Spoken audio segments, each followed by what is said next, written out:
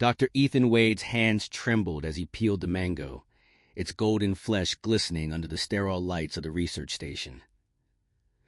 3 months into the Kepler 442b Cultural Exchange Program, and he still couldn't shake the feeling that he was being studied more than he was studying. Across the observation room, Nira watched him with those impossible eyes.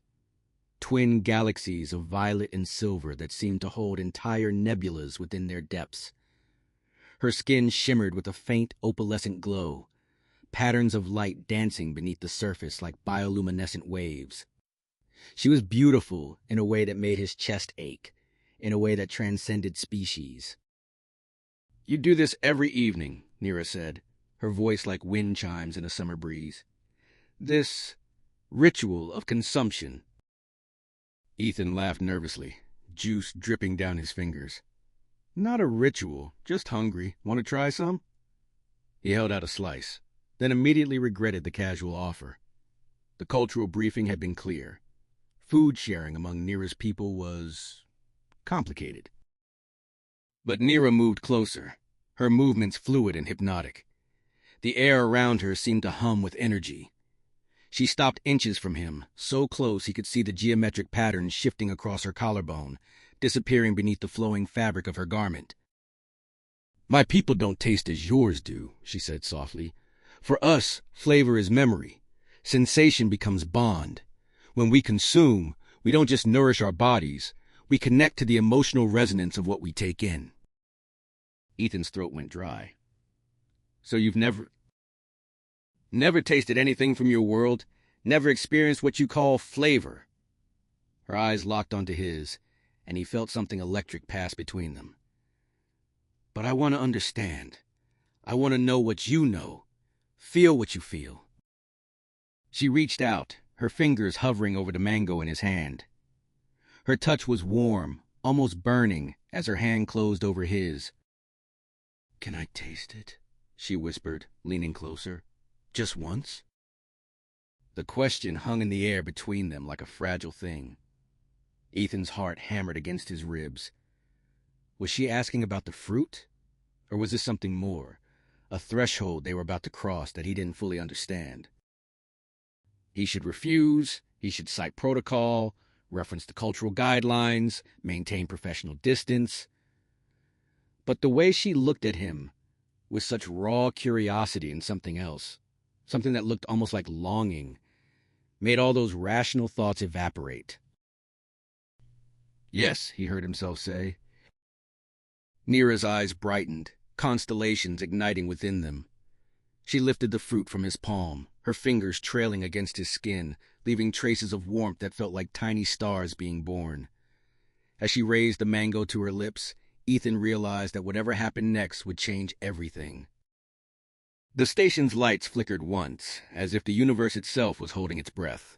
The moment the fruit touched Nira's lips, the world transformed. The research station's walls erupted with light, not from the overhead panels, but from the living vines Nira's people had cultivated throughout the facility. They pulsed with brilliant blue and violet luminescence, responding to something Ethan couldn't see or understand. Nira's eyes went wide, her whole body beginning to glow from within. The mango fell from her fingers as she gasped, staggering backward. Ethan caught her, his arms wrapping around her waist as they both crashed against the observation table. "Nira, what's happening? Are you okay?" Panic flooded through him, but she clutched his arms, her fingers digging into his flesh with surprising strength. "I can feel it," she breathed, her voice thick with wonder and something that sounded like tears. "Ethan, I can feel you." Heat radiated between them where their bodies pressed together. Through her thin garment, he felt the rapid flutter of whatever served as her heart. Multiple pulses beating in complex rhythm. The patterns on her skin blazed brighter, and he realized they were spreading, reaching toward the places where his hands touched her. "What do you mean you can feel me?" "The taste. It's not just flavor. It's you. Your memories, your emotions. I'm experiencing your world." Her hands moved from his arms to his face, cupping his jaw as she stared into his eyes. "I can taste sunshine on water, the salt of ocean spray, Laughter of a child. Your laughter. Pain. Loss. God, Ethan, is this what it means to be human? To hold so much beauty and hurt simultaneously? Tears streamed down her luminescent cheeks, glowing like liquid starlight. Ethan wiped them away with trembling fingers, and the moment his skin touched the wetness, something shifted inside him. He felt it. A surge of sensation that wasn't his own. Ancient forests beneath alien moons. The harmony of voices singing in frequencies no human could produce. Loneliness stretching across light years. "I can feel you too," he whispered, wonder replacing fear. "Your memories. Your world." "The bonding has begun," Nira said, her forehead coming to rest against his. "When my people taste something living, something given willingly, we forge a connection. But this, with you, it's stronger than anything I've known. Maybe because we're so different. Maybe because—" She paused, her breath hot against his lips. "Because what?" "Because I've wanted to know you since the moment we met. Not just study you, truly know you." The vines around them pulsed brighter, casting them in shifting shadows and light. Ethan's hand slid to her waist, feeling the alien architecture of her body, so different yet somehow perfect beneath his touch. "This wasn't in the cultural briefing," he managed, trying to maintain some semblance of control even as his body betrayed how much he wanted her closer. Nira's laugh was soft, musical. "No, this is far beyond protocol." Her lips brushed against his jaw. "Should we stop?" "No," Ethan breathed. "Don't stop." They moved together to Ethan's private quarters, the bioluminescent vines following them like silent witnesses, their glow painting corridors in shades of twilight. Every step felt charged with possibility, with the weight of crossing boundaries no human, and Nira's kind had ever crossed before. The door sealed behind them with a soft hiss. In the dimness, Nira's skin provided the only light, a constellation made flesh, standing before him with an expression that needed no translation. "I've studied human intimacy in the archives," she said quietly, fingers working at the clasps of her garment. "But I don't think I understood, not until I felt your memories of touch, of desire." "We don't have to," Ethan started, but she stepped closer, silencing him with a finger against his lips. "I want to, but you need to understand what this means for my people." The garment fell away, revealing the extraordinary landscape of her body, luminescent patterns swirling across skin that seemed to shimmer between solid and ethereal. "When we bond this deeply, when we share ourselves this completely, we don't just exchange pleasure, we exchange essence. Parts of me will become part of you, parts of you will become part of me, forever." Ethan's hands found her waist, marveling at the warmth, the way her skin seemed to pulse beneath his palms like a living heartbeat. "Are you asking me, or warning me?" "Both." Her hand slid beneath his shirt, and where she touched, his skin began to glow faintly, as if her light was infectious. "Once we do this, you'll carry traces of my world inside you, and I'll carry traces of yours. There's no undoing it." He lifted his shirt over his head, then reached for her face, tilting it up to meet his gaze. "Maybe I don't want it undone." The kiss was explosive, different from any kiss he'd ever experienced. Her lips were warmer, softer, and when their mouths met, that connection between them roared to life. He tasted starlight and ancient songs. She tasted summer rain and human longing. They stumbled toward the bed, hands exploring, learning the foreign geography of each other's bodies. Nira's touch was everywhere, gentle yet insistent, curious yet knowing. The patterns on her skin blazed brighter as their bodies intertwined, and Ethan felt himself responding in ways that went beyond physical. It was as if she was lighting him up from the inside, awakening parts of himself he'd forgotten existed. "I can feel what you're feeling," she gasped, as his lips traveled down her throat, across the glowing patterns that marked her like celestial tattoos. "The neural link, it's amplifying everything." "Is that okay?" He paused, searching her face. She pulled him closer, wrapping her legs around him. "It's perfect. Don't stop, Ethan. Please don't stop. They moved together in the darkness, punctuated only by her light.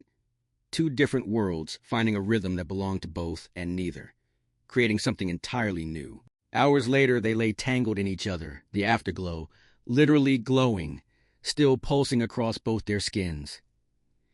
Ethan's chest bore faint traces of Nira's luminescent patterns, while her skin showed hints of something darker, more solid, his mark on her. "The elders will know," Nira whispered, tracing the patterns on his chest with wonder. "They'll see the change in me the moment I return to our habitat." "Will they be angry?" Ethan asked, threading his fingers through the strange silken strands of her hair that seemed to float with their own subtle energy. "They'll be uncertain. This has never happened before. Bonding across species, especially with humans who feel so deeply, so intensely. They won't know what it means." She propped herself up on her elbow, her expression serious. "Ethan, there's something I need to tell you. Something I should have told you before we crossed this line." His stomach tightened. "What?" "In my culture, the tasting bond isn't casual. When I asked to taste the fruit from your hand, when I consumed something you were eating, something you'd chosen to share, that was a proposal." "A proposal? Like a declaration of intent to merge lives. Among my people, when someone asks to taste from another's portion, they're asking to taste that person's life, to walk their path, to become intertwined permanently." Her voice softened. "I didn't think it would work with a human. I didn't think the bond would take. But it did, and now—" "Now what?" Ethan sat up, his mind racing. "Now we're bound. Not married in your human sense, but connected in a way my people consider sacred. You're part of my constellation now, and I'm part of yours. The physical intimacy we just shared, it sealed it, made it unbreakable." Ethan stared at her, his emotions a chaotic swirl. He should feel trapped, panicked. This violated every protocol, every guideline. He'd effectively entered into some kind of alien marriage without understanding what he was agreeing to. But looking at Nira, at the way she watched him with those galaxy eyes full of hope and fear, he felt something else entirely. Rightness. Completion. As if some piece of himself he'd never known was missing had finally clicked into place. "I can feel your turmoil," she said softly, "through our bond. I'm sorry I didn't explain everything before."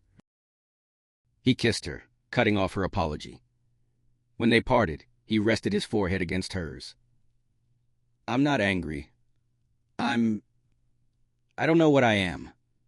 But I know I don't regret this. Any of it. Even though it means our lives are irrevocably changed. Maybe they needed to be changed." He pulled her close. "Maybe that's exactly what we both needed." Outside, through the viewport, two worlds hung in space. Earth and Nira's home planet, both visible in the station's orbit. Different, distant, but sharing the same sky. Just like them. Morning came too quickly. Ethan woke to find Nira standing at the viewport, her body dimmed but still faintly glowing, wrapped in his sheet like a luminous ghost. "The council is owning me," she said, without turning. "They've detected the change. They want an explanation."